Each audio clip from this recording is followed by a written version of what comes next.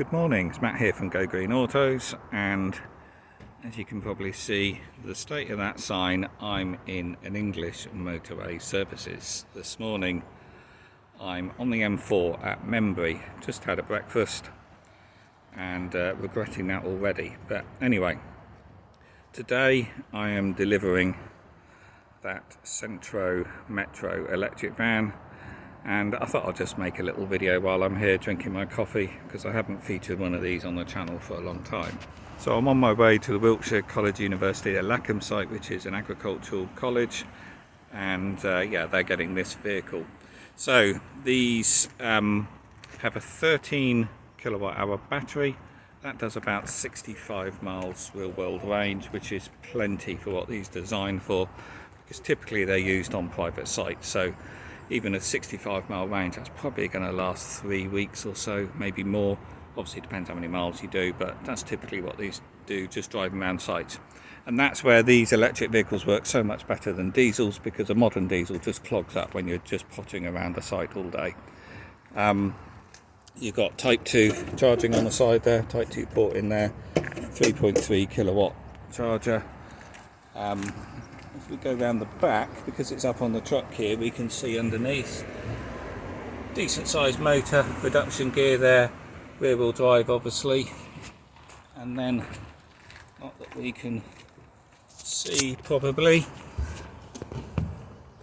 just here is an empty void where you can add a second battery, but only from the factory. You can't add a battery on one that's built, that's supplied as a 13. You have to buy a 26 kilowatt hour model from the factory, because the charger, inverter and all that sort of stuff's different as well. But the battery, let me just get the phone in there.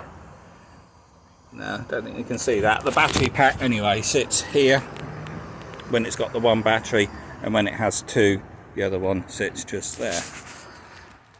So this one, obviously the flatbed with the drop sides, and it also comes as a box van. So this is classed as a heavy quadricycle, same as a Twizy, but the specs of these are better than other vehicles, other competing vehicles like the Goopel and some of the other ones, because these do 53 miles an hour top speed, whereas a lot of its competition is limited to 31 or 32 miles an hour. So you're not going to want to bomb around at this at 50 miles an hour all the time, but what it does mean is when you do go out on the road, you don't feel vulnerable like you do in other vehicles with a lower speed. You can keep up with the traffic, and this really does pick up the speed quite well. So yeah, it doesn't make you feel quite so vulnerable when out on the open road, but it's not one of those sort of vehicles where it's going to live its life on the road. This is the sort of vehicle that gets used within sites, exactly where it's going today, like a university campus, a country park, an airport, industrial estates, that sort of thing. Unlike many of the vehicles in this sector, it's better made. It doesn't feel like a golf cart.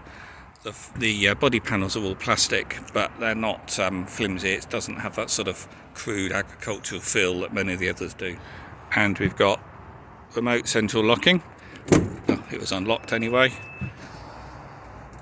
Two-tone vinyl seats, even a cup holder, your gear selector.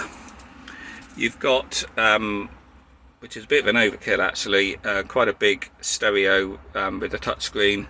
Don't think that's really needed, but your display is up there. Single wiper, overhead storage, even got an airbag as well. Air vents here, so yeah, you've got a heating system, obviously a resistive heater, nothing special. You can also get air conditioning on these. From memory it's about £1,200. Again, it's got to be spec'd from the factory. But yeah, for what they are, and compared to the competition, they just are built so much better and just that little bit more refined. And then this one being the drop side body, it's got a pretty large body on it here. Got 500 kilogram payload. I'll put up the sizes on the screen, but yeah, it's a very practical vehicle. And your 3 sides drop down, and it doesn't have corner posts either. You've got LED lighting at the back and at the front as well, and you've also got a reversing camera here which displays the image up on that radio head unit.